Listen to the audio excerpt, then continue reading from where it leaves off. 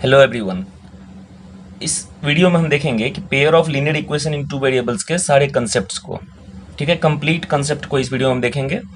और अगर अभी तक आपने अपने चैनल को सब्सक्राइब नहीं किया है तो प्लीज़ सब्सक्राइब कर लीजिए और अपने ज़्यादा से ज़्यादा दोस्तों तक शेयर कीजिए। देखिए, इसमें सबसे पहले क्या कहता है, पेयर ऑफ लीनियर इक्वेशंस क्या होता है। तो इसमें हम क्या क्या सीखेंगे वो मैं आपको बताता हूँ। सबसे पहले यहाँ पे देखिए, यह किस फॉर्म में होता है, a1x plus b1y plus c1 is equal to 0। इस फॉर्म में होता है पहला equation. And a2x plus b2y plus c2 is equal to 0, यह क्या होता है, सेकेंड इक्वेशन होता है। फिर क्या हो इसका, यह पहला इक्वेशन और दूसरा इक्वेशन, इसमें वेरिएबल्स कौन से, x and y, first equation में भी, और x और y सेकेंड इक्वेशन में भी। a1 जो होता है वह x का कोएफिशिएंट पहले इक्वेशन में, b1 जो है वो y का कोएफिशिएंट पहले इक्वेशन में, इसलिए 1 1 लगा हुआ है इसमें। आप देख रहे हैं c1 क्या होता है, कांस्टेंट टर्म फर्स्ट इक्वेशन का, उस तरीके से a2 b2 और c2 होता है। इसको सॉल्व करने का मीन्स x और y को का वैल्यू निकालने के कितने मेथड्स होते हैं। तो इसका पहला मेथड होता है ग्राफिकल मेथड। तो ग्राफिकल मेथड भी इसमें हम देखेंगे एक एग्जांपल लेके। दूसरा होता है अलजेब्रिक मेथड। ग्राफिकल मेथड में क्या होता है, ग्राफ पेपर पे सॉल्व करते हैं इसको, ठीक है। नेक्स्ट क्या होता है, अलजेब्रिक मेथड। अलजेब्रिक मेथड कितने तरीके के हैं हमारे सिलेबस में, 3 मेथड। पहला सब्स्टिट्यूशन, दूसरा elimination, and third cross multiplication. और इसके बाद कुछ इक्वेशंस ऐसे होते हैं जो कि direct a1x plus b1y plus c1 के फॉर्म में या इस फॉर्म में नहीं होते हैं, मीन्स डायरेक्टली वह linear equation in two variables नहीं होता है। तो उसको हम पहले क्या करते हैं, equations reducible to a pair of linear equations in two variables, यानी कि ऐसा इक्वेशन होता है जिसको कि हम इस तरह के फॉर्म में बना पाए और फिर आप जैसे चाहें इस मेथड से, ग्राफिकल से, या फिर इन तीनों में से किसी मेथड से उसको सॉल्व कर सकते हैं, ठीक है। तो सबसे पहले चलिए देखते हैं ग्राफिकल मेथड में क्या होता है। अब देखिए, जैसे कि मैंने एक क्वेश्चन ले लिया है, x plus 3y is equal to 6, first equation है। और नेक्स्ट क्या ले लिया हमने, 2x minus 3y is equal to 12। तो इसको ग्राफिकल मेथड से कैसे सॉल्व करेंगे, सबसे पहले क्या करते हैं, फर्स्ट इक्वेशन के कोरिस्पॉन्डिंग एक टेबल बना लेते हैं। तो यहाँ पे टेबल बना लेते हैं फर्स्ट इक्वेशन के कोरिस्पॉन्डिंग, और सेकेंड इक्वेशन के कोरिस्पॉन्डिंग यहाँ पे क्या करते हैं, टेबल बना लेते हैं, ठीक है। यहाँ पे x y और 2 पॉइंट्स के लिए हमने जगह छोड़ दिया, यहाँ पे उसी तरीके से x y और 2 पॉइंट के लिए जगह छोड़ दिया, ओके। अब क्या करते हैं, इसमें पुट करना शुरू करते हैं। तो पहला इक्वेशन क्या है हमारा, x plus 3y is equal to 6। तो मान लीजिए कुछ भी आप पुट कीजिए, x पुट कीजिए या फिर y पुट कीजिए। तो x, चलिए y पुट करते हैं, y मान लीजिए कि हमने 0 पुट कर दिया। तो ये क्या हो जाएगा, x plus 3 into 0 is equal to 6। तो x इज इक्वल टू 6, क्योंकि यह 0 हो गया। तो x plus 0 is equal to 6, तो x इज इक्वल टू 6, यानी कि अगर y हमने 0 पुट किया तो x कितना आ गया, 6। उसी तरीके से y कुछ और पुट करते हैं। तो y यहाँ पे पुट कर लेते हैं, मान लीजिए कि 2। तो कितना हो जाएगा यह, x plus 3 into 2 is equal to 6। तो x plus 3 to 6 is equal to 6। तो x is equal to 6 minus 6 that is equal to 0। Means अगर हमने मान लीजिए x का वैल्यू, y का वैल्यू कितना पुट किया, 2 पुट किया, तो x कितना आ गया, 0 आ गया। तो यह हमारा एक क्या हो गया, टेबल हो गया। नेक्स्ट इसमें भी पुट करते हैं उस तरीके से। तो इक्वेशन क्या है हमारा, 2x minus 3y is equal to 12। इसमें पुट करते हैं, y का वैल्यू क्या पुट करना चाहते हैं आप, मान लीजिए 2 पुट करता हूँ मैं। तो 2x minus 3 into 2 is equal to 12। 2 put किया है, लिख लेते हैं। तो 2x minus 6 is equal to 12। 2x is equal to 12 plus 6 that is equal to 18। तो x इज इक्वल टू कितना, 2 उधर चला गया, तो 18/2 दैट इज इक्वल टू 9। तो x कितना आ गया हमारा, 9 आ गया। नेक्स्ट एक और पॉइंट चाहिए मुझे, तो हम क्या करेंगे, y का वैल्यू मान लीजिए आप 0 पुट करते हैं। 2x minus 3 into 0 is equal to 12, that implied 2x is equal to 12। तो देयरफॉर x कितना हो गया, 12/2 दैट इज इक्वल टू 6। तो y अगर 0 पुट किया हमने तो x का वैल्यू कितना आ गया, 6 आ गया। अब इस टेबल को हम ग्राफ पे प्लॉट करेंगे, ओके। अब देखिए यहाँ पे यह क्या है हमारा, कार्टेशियन प्लेन है, यह x है, यहाँ पे लिख लेते हैं x। यह क्या है, x डैश, यह क्या है y, और यह क्या है y डैश। अब इसमें हमने पॉइंट्स लिख लिया है, 0 यहाँ पे ओरिजिन 0, 1 2 3 4 5 6 7 8 9 इस तरीके से, और यहाँ पे -1 -2 -3, इधर 1 2 3 4 5, इधर -1 -2 -3 -4। तो इस पे पॉइंट्स प्लॉट कर लेंगे। जो आया था फर्स्ट इक्वेशन के कोरिस्पॉन्डिंग क्या आया था 6 0।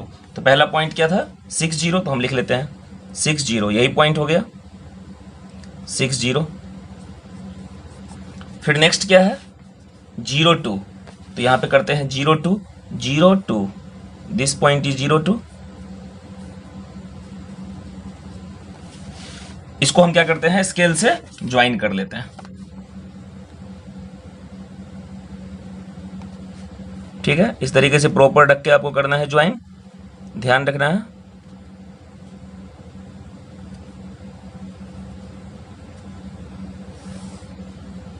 ये कर लिया हमने, यहाँ पे थोड़ा सा इधर होना चाहिए था, ज्वाइन हो गया।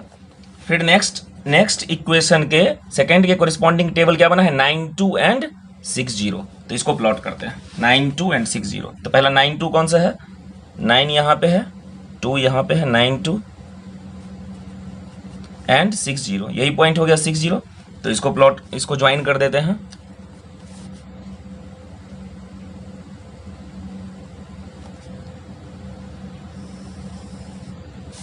ये हो गया हमारा। तो यह दोनों लाइंस जो है, पहला लाइन कौन सा था, इस पे इक्वेशन का नेमिंग हमेशा करेंगे x + 3y = 6, और दूसरा वाला क्या था 2x - 3y = 12। तो यह जो दोनों, जहां पे यह दोनों इक्वेशन इंटरसेक्ट किया दोनों लाइंस, वही क्या हो गया हमारा इसका सॉल्यूशन हो गया। इसका आंसर कितना हो गया 6 0। इसका आंसर कितना हो गया यहाँ पे 6 0। तो यहाँ पे आंसर कितना है इसका, ठीक है। तो यहाँ पे आंसर कितना हो गया इसका 6 0, यही पॉइंट इसका क्या है आंसर है। ये ध्यान रखना है आपको। तो इस तरीके से ग्राफिकल मेथड से हम ऐसे सॉल्व कर लेंगे। अब यहाँ पे एक बात है, अब यहाँ पे ध्यान क्या रखना है आपको कि हो सकता है कि यह दोनों लाइंस इंटरसेक्ट ना करे। तो क्या होता, लाइंस कैसा बनता, 3 बातें हो सकती है, या तो पैरेलल बनेगी, या तो इंटरसेक्टिंग हो जाएगी, या तो कोइंसिडेंट हो जाएगी, मींस एक ही लाइन के ऊपर दूसरी लाइन फिर से आ जाएगी। तो समझिए, जब कोइंसिडेंट होगी तो कितने सॉल्यूशंस इसके, इनफाइनाइटली मेनी सॉल्यूशंस, क्योंकि कितनी बार यह एक दूसरे को टच कर रहा है इनफाइनाइट टाइम्स। जब पैरेलल होगा तो सॉल्यूशन कैसा होगा, नो सॉल्यूशन। और जब इंटरसेक्टिंग होगा तब कितने सॉल्यूशंस होंगे इसके, तब होगा यूनिक सॉल्यूशन, जो कि हमारा इस इक्वेशन को सॉल्व करते टाइम आया है। तो ग्राफिकल मेथड से हम यह बता सकते हैं कि इसके सॉल्यूशंस कैसे हैं। ओके, अब चलिए हम देखते हैं अलजेब्रिक मेथड का। अलजेब्रिक मेथड में क्या देखना है, इसी को मान लीजिए अलजेब्रिक मेथड सॉल्व करना था। इसी क्वेश्चन को x + 3y = 6 and 2x - 3y = 12 को अलजेब्रिक मेथड सॉल्व करके कैसे देखते हैं। देखिए यहाँ पे क्वेश्चन है वही x + 3y = 6 and 2x - 3y = 12। तो इसको पहले किस मेथड से सॉल्व करते हैं, सब्स्टिट्यूशन मेथड्स। सब्स्टिट्यूशन मेथड से कैसे सॉल्व करते हैं वो मैं आपको सिखाता हूँ। सबसे पहले क्या करते हैं, पहला इक्वेशन तो है ही, तो लिखते हैं फ्रॉम इक्वेशन 1 ले लेते हैं x + 3y = 6, और किसी भी एक को दूसरे के टर्म में लिख लेते हैं। मीन्स या तो एक तरफ सिर्फ x = समथिंग जो भी हो, या फिर y = समथिंग जो भी हो। तो यहाँ पे x अकेला दिख रहा है, x के साथ कोएफिशिएंट कुछ नहीं है, 1 है। यहाँ पे y के साथ 3 है, तो x को लिख लेते हैं। तो लिख लेते हैं x = 6 - 3y। इसको लिख देते हैं थर्ड इक्वेशन में। अब लिखते हैं सब्स्टिट्यूटिंग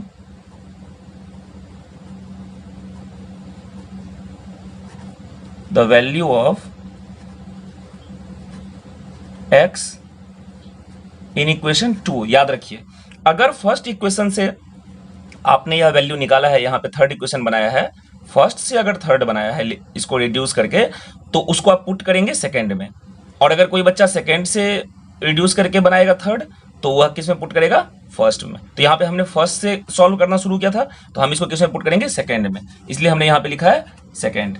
अब क्या होगा 2x पहले लिख लेता हूँ 2x minus 3y is equal to 12, that imply 2 into x कितना है 6 minus 3y minus 3y is equal to 12। Put करते हैं वैल्यू, 2 से मल्टीप्लाई किया 2 6 जा 12 minus 6y minus 3y is equal to 12, that implied कितना हो गया 12 minus 9y is equal to 12, that implied ये 12 उधर चला गया तो minus 9y is equal to 12 minus 12 that is equal to 0, और y इज इक्वल टू यह जो माइनस 9 है वो नीचे चला जाएगा तो 0 upon minus 9 that is equal to 0। तो y का वैल्यू कितना आ गया, कांस्टेंट हमारा 0 आ गया। अब इस y के वैल्यू को 1 में या 2 में या 3 में आप किसी में भी पुट कीजिएगा तो हमारा x आ जाएगा।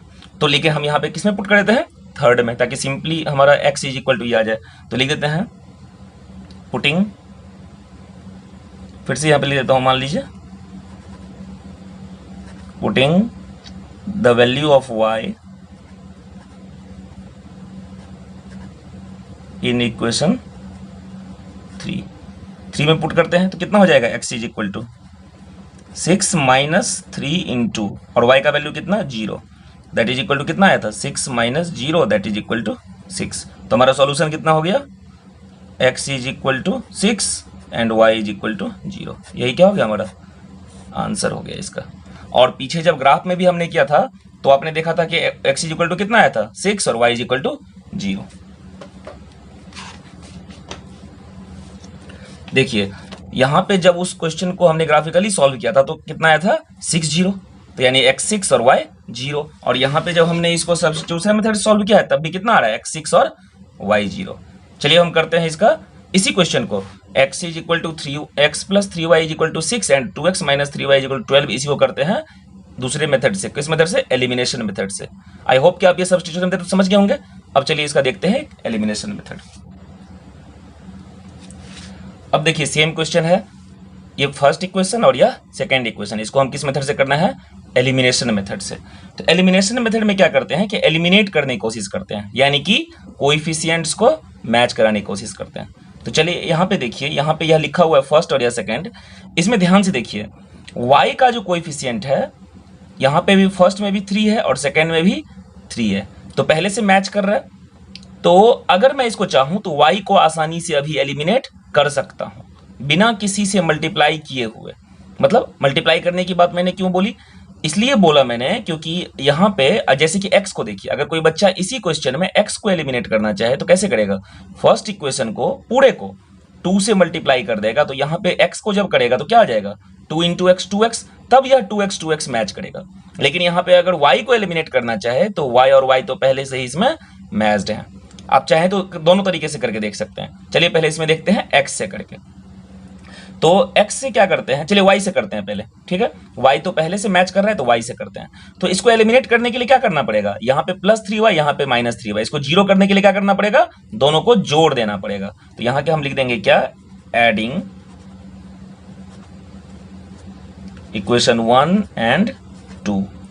फर्स्ट मेथड में करते हैं तो क्या हो गया, x plus 3y is equal to 6 और 2x minus 3y is equal to 12। इसको ऐड कर रहे हैं तो कुछ भी करने की जरूरत नहीं है। तो यहाँ पे 12 प्लस 6 कितना हो गया 18। इसी तरफ से आप ऐड करना शुरू करेंगे हमेशा। और ये प्लस 3y और माइनस 3y कैंसिल हो गया, और x प्लस 2x कितना हो गया 3x। तो यानी कि 3x इज इक्वल टू 18 हो गया। तो x इज इक्वल टू कितना 18/3 दैट इज इक्वल टू 6, ठीक है। तो x 6 आ गया। अब जो x 6 आया इसको वापस किसी न किसी में पुट करना पड़ेगा। तो लिख देते हैं पुटिंग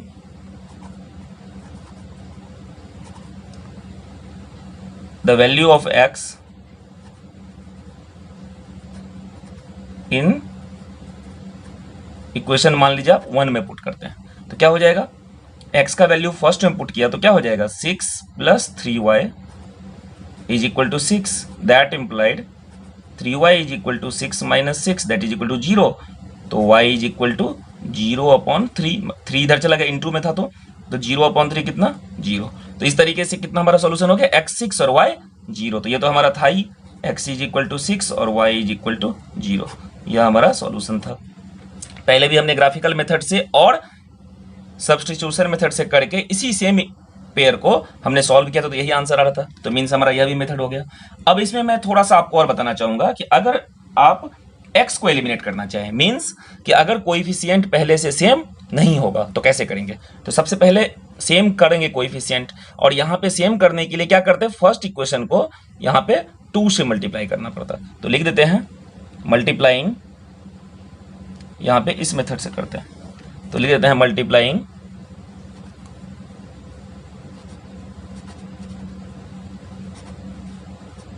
इक्वेशन 1 बाय 2, कितना हो जाएगा 2, और ब्रैकेट में लिख देते हैं x plus 3y is equal to 2 into 6, कितना हो जाएगा यह 2x plus 6y is equal to 12। इसको हम थर्ड बना के रख लेंगे, और हमने किस में मल्टीप्लाई किया था, फर्स्ट में, तो फर्स्ट के कोरिस्पॉन्डिंग हमारा थर्ड आ गया, और थर्ड और 2 को अब जो भी करना है आपको, ऐड करना हो या सब्ट्रैक्ट करना हो, करके हम एलिमिनेट करेंगे x को। तो यहाँ पे देखिए 2x प्लस 2x अगर कर देंगे तो 4x हो जाएगा, एलिमिनेट तो होगा ही नहीं, यानी कि 0 होगा नहीं ये वाला टर्म। तो हम क्या कर देंगे, माइनस कर देंगे। तो किसी में से किसी को भी माइनस कर सकते हैं आप। तो यहाँ पे लिख देता हूं मैं सब्ट्रैक्टिंग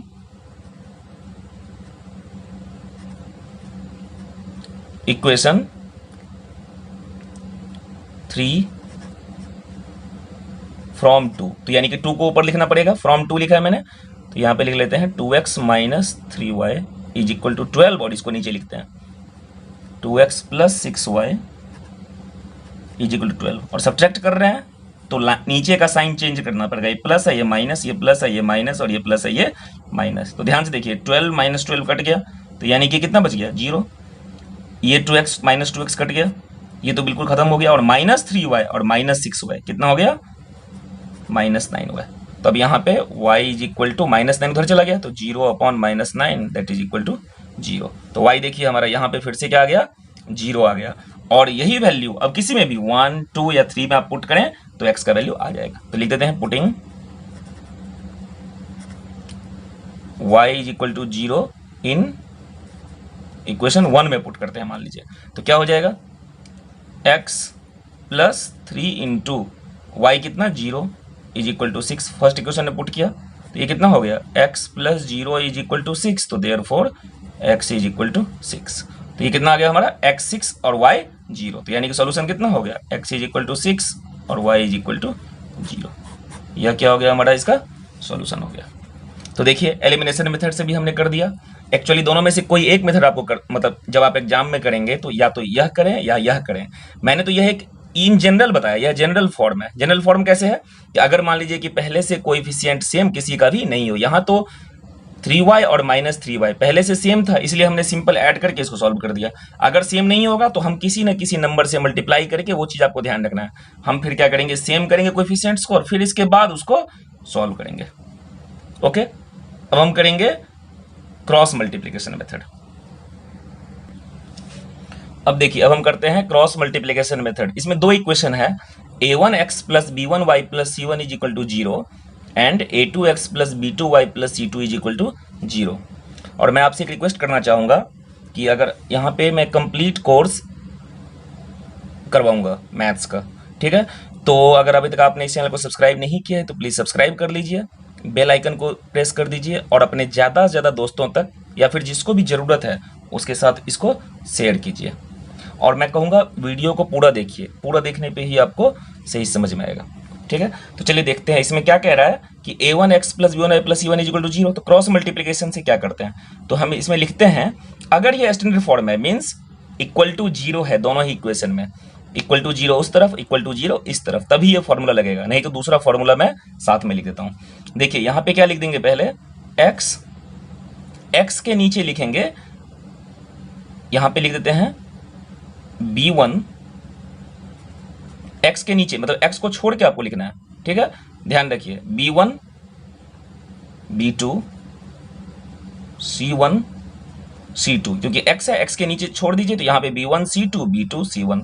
फिर इसके बाद यहाँ पे आपको y लिखना है, y के बाद क्या b1 b2 c1 c2 हो गया, तो बचा क्या a1 a2, तो यहाँ पे लिख लेते हैं a1 a2। और फिर इसके बाद अगर दोनों तरफ 0 है यानी कि स्टैंडर्ड फॉर्म है दोनों, तो यहाँ पे 1 लिखेंगे, अदरवाइज यहाँ पे अगर दोनों कांस्टेंट राइट साइड में है, यानी कि C1 भी उस तरफ है और C2 भी जो भी है उस तरफ है, यहाँ पे सिर्फ दिस प्लस दिस और दिस प्लस दिस या फिर दिस माइनस दिस जो भी है लेफ्ट साइड में, तब हम -1 लिखेंगे। अभी क्या लिखेंगे, क्योंकि यह स्टैंडर्ड फॉर्म है तो 1 के साथ A1 A2, फिर इसके बाद क्या B1 B2। यह इस तरीके से आप लिख के रख लीजिए फॉर्मूला याद करने के लिए।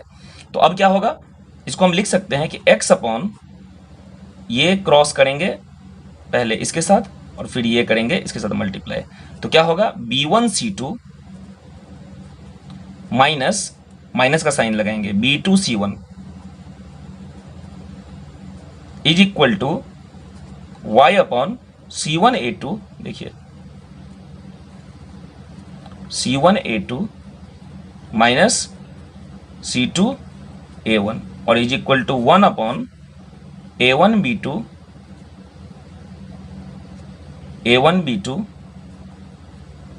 Minus A2 B1। ठीक है, तो अब इसको अगर मान लीजिए कि मैं सॉल्व करूं, this is equal to this है, तो यानी कि this is equal to this है, तो if this is equal to this तो x इज इक्वल टू कितना, यह नीचे में जो है वो ऊपर मल्टीप्लाई हो जाएगा, तो क्या हो जाएगा B1 C2 minus B2 C1 upon A1 B2 minus A2 B1। इसको आप याद कर लीजिए। x डायरेक्ट इस फॉर्मूला में देंगे तो हमारा x कभी भी linear equation in two variables रहेगा तो x का वैल्यू हमें आ जाएगा। और उसी तरीके से if this is equal to this, क्योंकि यह तीनों इक्वल है तो this is equal to this भी और this is equal to this भी, तो y इज इक्वल टू कितना, या नीचे वाला ऊपर चला जाएगा तो y is equal to C1 A2 minus C2 A1 upon A1 B2 minus A2 B1। तो यह भी हमारा हो गया। तो यह हमारा x और y का फॉर्मूला हो गया क्रॉस मल्टीप्लिकेशन मेथड से। अब इसमें ध्यान दीजिए, अब एक छोटा सा चीज जो मैंने बताया, मान लीजिए कि यहाँ पे देखिए ध्यान से, मान लीजिए कि यहाँ पे ऐसा ना हो के ऐसा होता, इस फॉर्म में होता A1x plus B1y is equal to C1 and A2x plus B2y is equal to C2, ये इस फॉर्म में होता फर्स्ट और सेकेंड। फिर यहाँ पे क्या होता, बाकी सब सेम होता, मीन्स यहाँ पे होता x y और यहाँ पे 1 के बदले क्या होता -1, तो यहाँ पे क्या होता B1 B2 C1 C2 A1 A2 और B1 B2। फिर यहाँ पे सेम होता, यहाँ पे -1 हो जाता और फिर क्रॉस करते तो जो भी होता उधर सॉल्व करके, चाहे तो आप देख लीजिए ये कितना हो जाता है x अपॉन, इसको करेंगे इन दोनों को तो क्या होगा B1 C2 minus B2 C1, मैं जल्दी करके दिखा देता हूँ। फिर यह है C1 A2 और C2 A1, तो y upon C1 A2 minus C2 A1 और इज इक्वल टू यहाँ पे कितना है -1, तो -1 upon A1 B2 minus A2 B1 और फिर इन दोनों को सॉल्व करते तो फॉर्मूला क्या बन जाता, x is equal to minus, bracket में इसको लिख लेते हैं नीचे वाले को जो नीचे से उधर जाता, B1 C2 minus B2 C1 upon, यहाँ तो पहले से था A1 B2 minus A2 B1 और उसी तरीके से y इज इक्वल टू क्या हो जाता -1 का माइनस, ये माइनस पहले रहा और ये इधर चला गया तो क्या हो गया C1 A2 minus C2 A1 upon A1 B2 minus A2 B1। तो इस तरीके से हमारा क्या हो जाता है, यह सॉल्व हो जाता है। यह भी फॉर्मूला बन गया, तो दोनों के सब समझ गए, इस तरीके से क्रॉस मल्टीप्लिकेशन हो गया। अभी पिछले क्वेश्चन को मैं इस पे करके दिखाता हूं, जिन क्वेश्चंस को हमने सब्स्टिट्यूशन और एलिमिनेशन दोनों से सॉल्व किया है, उसी क्वेश्चन को क्रॉस मल्टीप्लिकेशन से करके देखते हैं। अब देखिए इस क्वेश्चन को क्रॉस मल्टीप्लिकेशन से करते हैं, तो यहाँ पे यह किस फॉर्म में है, क्या यह स्टैंडर्ड फॉर्म में है, यानी कि 6 इधर है नहीं है और 12 इधर है नहीं है।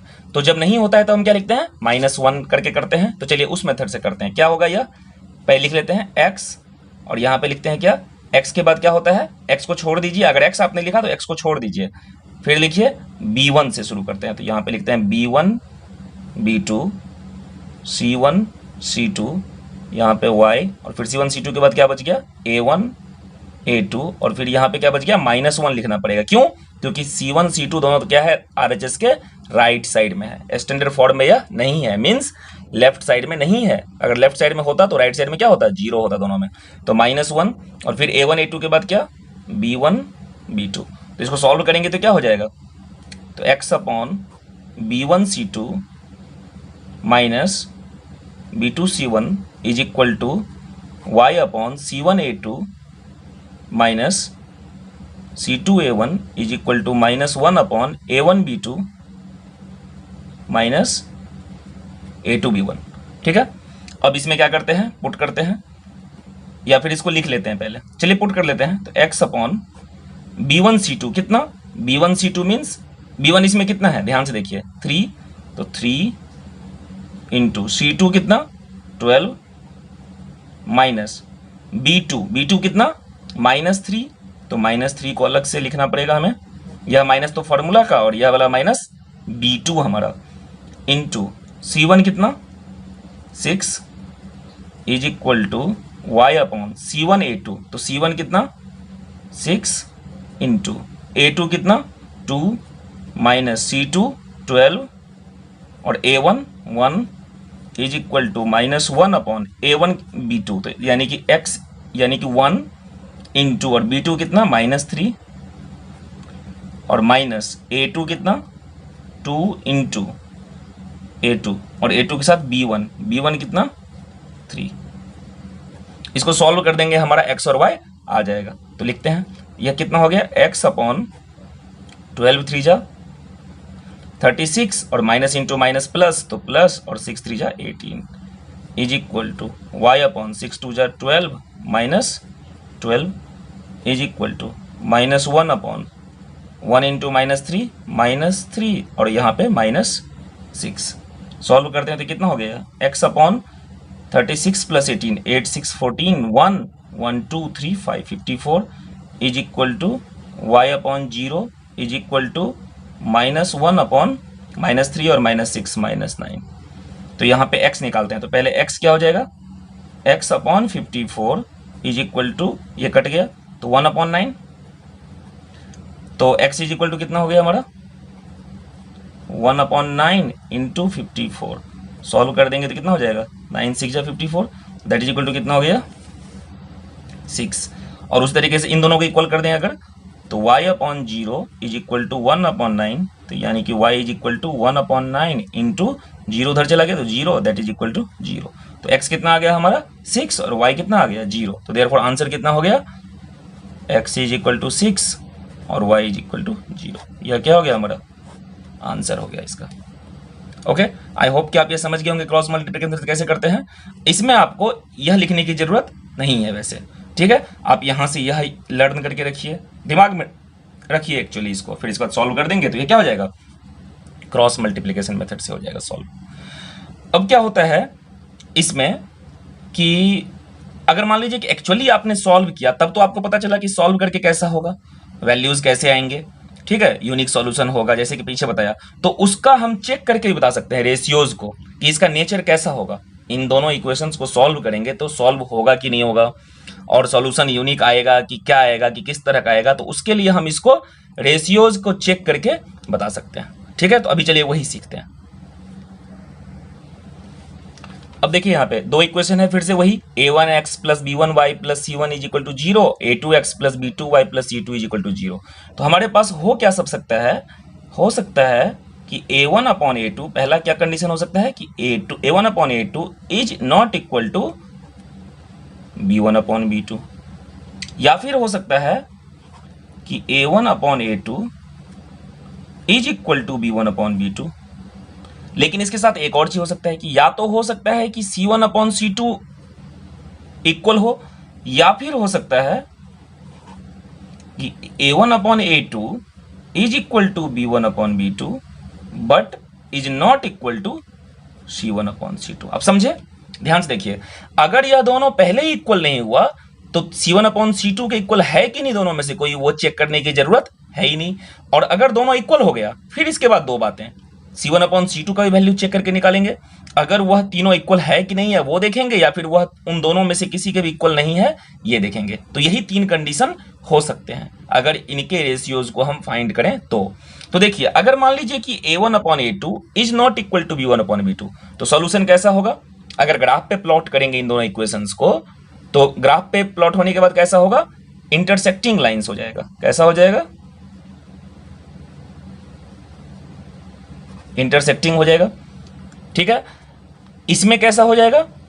इसमें हो जाएगा कि एक ही लाइन के ऊपर, हम जानते हैं कि अगर किसी एक प्लेन में, यहां पे एक प्लेन है कार्टेशियन प्लेन, इसमें कोई दो लाइन प्लॉट करें, कोई सा भी दो लाइन, तो क्या हो सकता है? दोनों लाइन हो सकता है कि वह दोनों लाइन, ध्यान से देखिए, हो सकता है कि वह दोनों लाइन क्या हो जाए? इंटरसेक्टिंग हो जाए कहीं पे, या फिर हो सकता है कि वह दोनों लाइन क्या हो जाए? पैरेलल हो जाए, या फिर हो सकता है कि वो दोनों लाइन क्या हो जाए? कोइंसिडेंट हो जाए, यानी एक के ऊपर ही दूसरा आ जाए। ठीक है, तो अगर मान लीजिए कि इंटरसेक्टिंग हो गया, तो सॉल्यूशन कैसा? Unique solution. और इंटरसेक्टिंग होगा कब? जब a1/a2, जब यह होगा a1/a2 is not equal to b1/b2 होगा, तो कैसा होगा? इंटरसेक्टिंग हो जाएगा। और इंटरसेक्टिंग होने का क्या मतलब? इंटरसेक्टिंग होने का मतलब कि कैसा सॉल्यूशन होगा? Unique solution.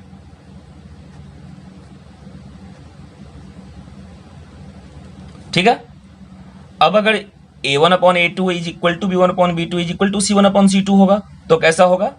Coincident lines, coincident हो जाएगा लाइंस।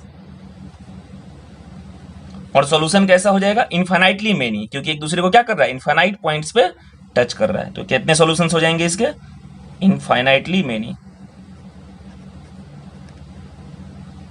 Infinitely many solutions. और अगर मान लीजिए कि a1/a2 equal to b1/b2 is not equal to c1/c2 होगा, तो लाइंस कैसा हो जाएगा? पैरेलल वाला, यानी कि पैरेलल लाइंस।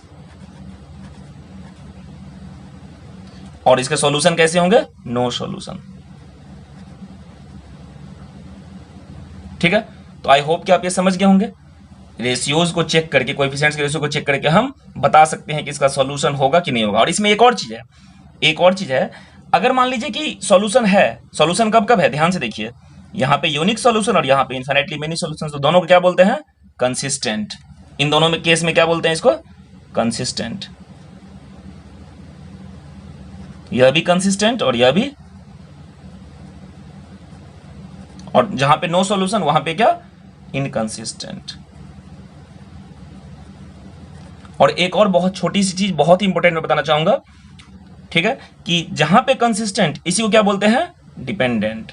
क्या बोलते हैं? Dependent.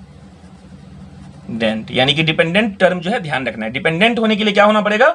a1/a2 is equal to b1/b2 is equal to c1/c2, या फिर अगर ग्राफिकल बात करें तो कैसे लाइंस? Coincident lines. ठीक है, समझ गए होंगे। चलिए, अब इसमें एक और कंसेप्ट रह गया है कि इक्वेशन अगर नहीं रहता है, मींस डायरेक्ट इस फॉर्म में नहीं रहता है, लेकिन हम उसको रिड्यूस करके linear equation in two variable से बना सकते हैं, तो उसको कैसे सॉल्व करते हैं?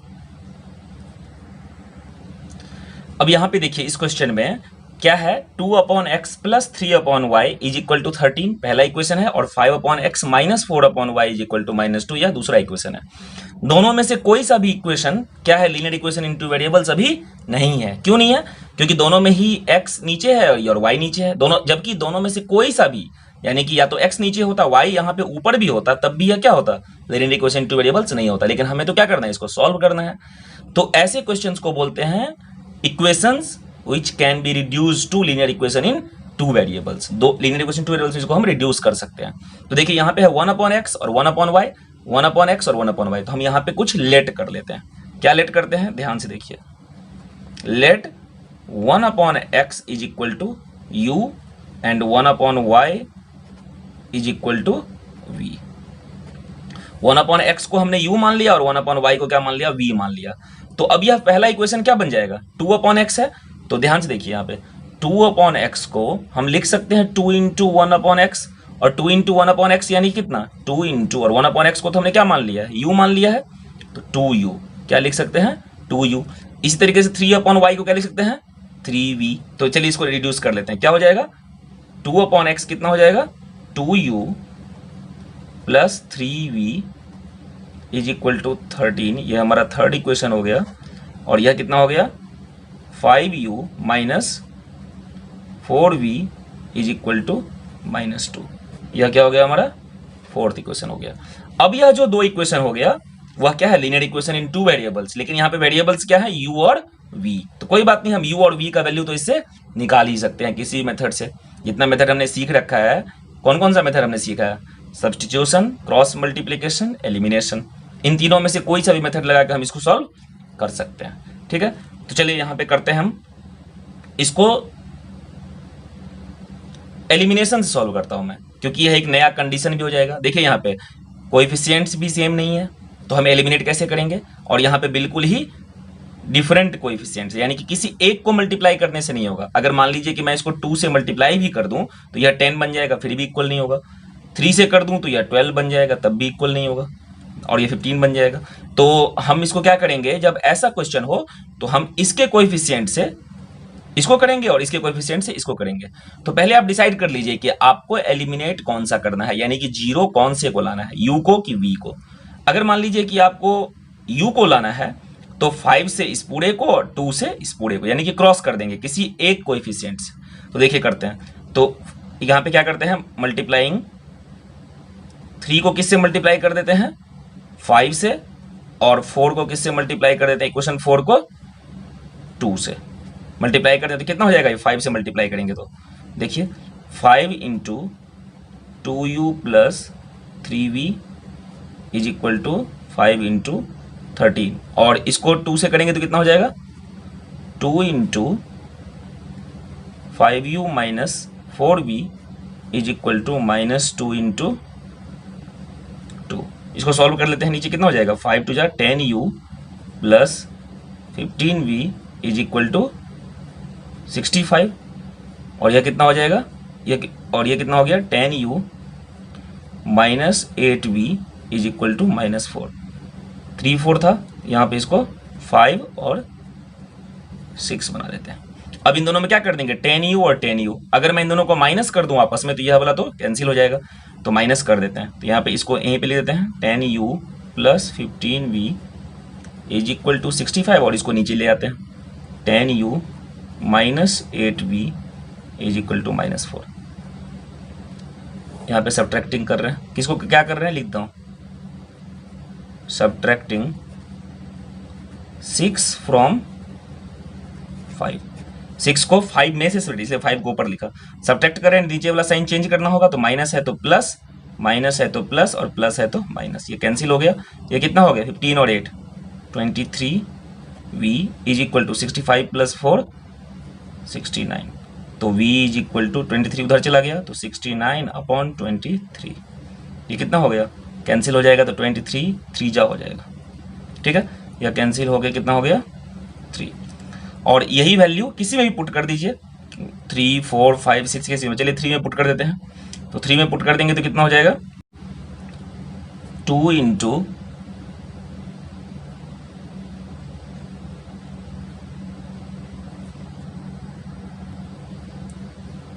कितना हो गया 2 इंटू और 3 पुट करते हैं, सॉरी v का वैल्यू पुट करें तो 2u तो ऐसे ही रहेगा, 2u प्लस 3 इंटू और v कितना 3 इज इक्वल टू 13। सॉल्व करते हैं 2u plus 3 3 9 is equal to 13, तो 2u is equal to 13 minus 9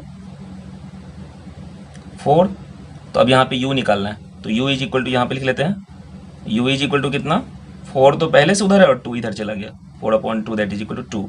तो हमारा कितना हो गया answer, therefore u is equal to कितना 2 और v इज इक्वल टू 3। तो लेकिन देखिए यहाँ से क्या यह हमारा आंसर है, नहीं है। अब u और v से हमें निकालना क्या है x और y। तो हमने क्या माना था 1/x is equal to 1/x is equal to क्या माना था, यहाँ पे u माना था, तो u यानी कि 2, तो 1/x2, तो इसको इधर भी पलट देते हैं तो उधर भी पलट जाएगा। तो 1/x को x कैसे बनाएंगे, चलिए क्रॉस कर लेते हैं, ऐसे सीखिए 1 इज इक्वल टू x उधर चला गया 2x और फिर 2 इधर आ गया, तो 1/2 इज इक्वल टू x। तो देयरफॉर x कितना हो गया 1/2। और उसी तरीके से y निकालते हैं, तो v इज इक्वल टू कितना 3, और v हमने किसको माना था 1/y को। तो चलिए देखते हैं, करते हैं, यहाँ पे कितना हो जाएगा 1/y is equal to v कितना 3, तो यानी कि y इज इक्वल टू 1/3। तो x इज इक्वल टू 1/2 और y इज इक्वल टू 1/3। ये क्या हो गया हमारा, इसका सॉल्यूशन हो गया। आई होप कि आप ये समझ गए होंगे और इसी के साथ इसके सारे कंसेप्ट्स पूरे हो गए। अगर अभी तक आपने इस चैनल को सब्सक्राइब नहीं किया है तो प्लीज़ सब्सक्राइब कर लीजिए और अपने ज़्यादा से ज़्यादा दोस्तों तक शेयर कीजिए और लाइक और कमेंट करना मत भूलिए। ठीक है, थैंक यू।